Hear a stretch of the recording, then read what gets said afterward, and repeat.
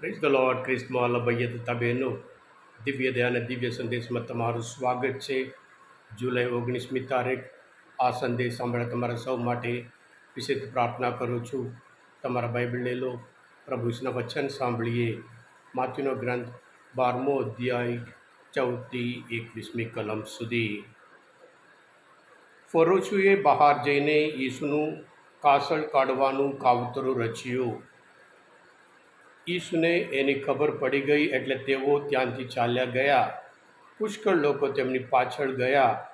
તેમણે બધાને સાજા કર્યા, પણ તેમને સખત ચેતવણી આપી કે મને જાહેર ના કરશો, જેથી પૈગંબર એશાની વાણી સાચી પડે કે જુઓ મારા વરેલા સેવકને, મારા પ્રિયતમને, જેના ઉપર હું પ્રસન્ન છું. મારો આત્મા હું એના ઉપર ઉતારીશ, અને એ દેશ વિદેશની પ્રજાઓમાં ધર્મની ઘોષણા કરશે. તે નહીં વાદ વિવાદમાં ઉતરે, તે નહીં બુમરાણ મચાવે, નહીં કોઈ એનો સાથ શેરીઓમાં સાંભળવા પામે. ધર્મની વિજય બનાવતા સુધી ઉજરાયેલા ભરૂને એ ભાંગી નહીં નાખે, મંદ પડેલી વાટને પણ એ બુઝાવી નહીં નાખે. દેશ વિદેશના લોકો એના ઉપર આશા બાંધશે. આ પ્રભુની વાણી છે, તે આપણો આધાર છે. ખ્રિસ્તમાં ભાઈ તબેનો, માથી પ્રભુ ઈસુને જે યશાયાના ગ્રંથમાં જૂના કરારમાં લખાયેલું હતું, અને એને પૂર્ણતા પામવા માટે પ્રભુ ઈસુ આવ્યા છે એમ કરીને બતાવે છે. એટલે પ્રભુ ઈસુનું એમનું જીવન, એમનો જન્મ, એમની મિનિસ્ટ્રી અને એમના ગુણ, જે દયા હોય, જે કરુણા હોય, જે અનુકંપા હોય, એ જૂના કરારમાં યશાયાના ગ્રંથમાં વર્ણન કરવામાં આવ્યું.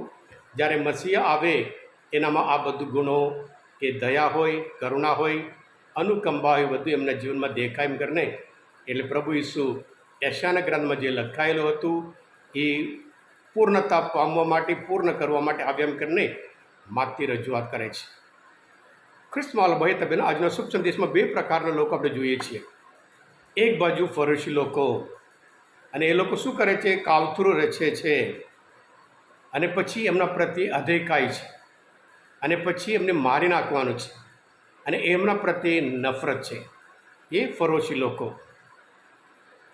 દુનિયામાં હંમેશા સત્ય અને જૂઠ્ઠું, અજવાળું અને અંધારું, ન્યાય અને અન્યાય, ધર્મ અને અધર્મ વચ્ચે હંમેશા સંઘર્ષ છે. જે લોકો જુઠ્ઠા છે, સત્યને નાશ કરવા માટે હંમેશા કોશિશ કરતા હોય. જે લોકો અંધકારની શક્તિ પ્રમાણે જીવે છે, તેઓ જે અજવાળું છે એને બુઝાવવા માટે કોશિશ કરતા હોય.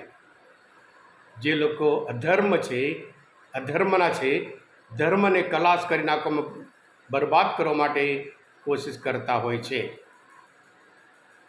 બીજી બાજુ ઘણા બધા લોકો પ્રભુ પાસે આવતા હતા. પ્રભુ ઈસુ એમના માટે આશા આપે છે. પ્રભુ ઈસુ એમને સાજાપણું આપે છે. પ્રભુ ઈસુ એમનું જીવન પ્રકાશમય જીવન બનાવે છે. હા ખ્રિસ્તમાં ભાઈ બહેનો, આ બે પ્રકારની શક્તિઓ, અંધકારની શક્તિ અને પ્રકાશની શક્તિ, બંને શક્તિઓ હંમેશા સંઘર્ષ છે. આ ફરોશી લોકો સત્ય સ્વીકાર કરી શક્યા નહીં, સત્યનો સામનો કરી શક્યા જ નહીં. એટલે કાવતરું, કાસળ, બસ મારી નાખવાનું. એમના એજન્ડામાં બધું આ બધું છે. નફરત, મારી નાખવાનું, અને અધેકાઈ, એ એમના એમાં છે. પ્રભુ ઈસુ બીજું બાજુ આશા આપે છે, સાજાપણું આપે છે, અને શાશ્વત જીવન આપે છે. દરરોજના જીવનમાં પણ આપણે પણ નક્કી કરવું હોય, દરરોજ સવારમાં ઉઠીએ ત્યારે હું કયા પ્રમાણે જીવન જીવવાનો છું. પ્રભુ ઈસુ કહે એ પ્રમાણે, સત્ય પ્રમાણે હોય તો પછી આપણે જીવન પ્રકાશમય જીવન જીવવાનું છે, અને સ્વતંત્ર જીવન જીવવાનું છે. કોઈના ડર લાગવાની આપણે જરૂર નથી, અને આપણું જીવન આશીર્વાદિત બનાવવાનું છે, જેથી કરી આપણે પ્રભુના સંતાનો તરીકે હંમેશા જીવી શકીએ.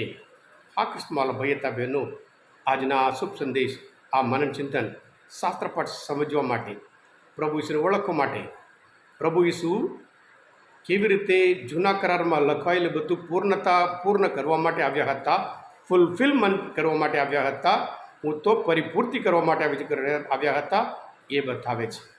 અને આપણે પણ પ્રભુના સંતાનો તરીકે પ્રભુ જ માર્ગ છે, પ્રભુ જ સત્ય છે અને પ્રભુ જ જીવન આપે જે પ્રમાણે એમની પાછળ જઈએ. અને આ સંદેશ, આ મનન બીજા માટે પણ ફોરવર્ડ કરો અને તમે પણ સબસ્ક્રાઈબ કરો, કારણ તમે બધા આશીર્વાદિત છો, અભિષિક્ત છો, કારણ પ્રભુ ઈસુના તમે સંતાનો છો. પ્રભુ ઈસુ તમારામાં વિશ્વાસ રાખું છું. બોલો દિવ્ય દયાનો જય. God bless you all.